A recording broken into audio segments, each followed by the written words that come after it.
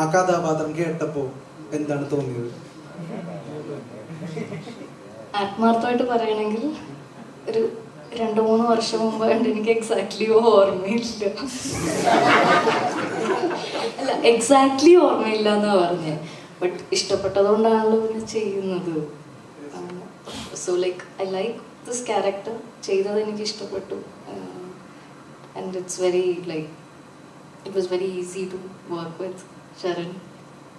ഈ പോസ്റ്റർ കണ്ടപ്പോ തോന്നിയതാണോ എന്നറിയില്ല, തോമസും ഗാർഗിയുമാണ് ഈ സിനിമയെ ലീഡ് ചെയ്യുന്നത് എന്ന് തോന്നുന്നുണ്ട്. എല്ലാവരും ഇപ്പോൾ ജോജു ജോർജ്, സുരാജ് വെഞ്ഞാറമൂട്, അലൻസിയർ ലോപ്പസ് എന്നുള്ള രീതിയിൽ നിൽക്കുമ്പോൾ തന്നെ നിങ്ങൾ രണ്ടുപേരും ഈ സിനിമയിലെ വളരെ നിർണായകമായ ഒരു ഭാഗം കൈകാര്യം ചെയ്യുന്നു തോന്നുന്നുണ്ട്. ആ സംശയം ശരിയാണോ? ഇതിൽ ഒരു ഫാമിലി ആണല്ലോ. ഫാമിലിയിൽ എല്ലാവർക്കും അവരവരുടെ റോള് പ്ലേ ചെയ്യാനില്ലേ?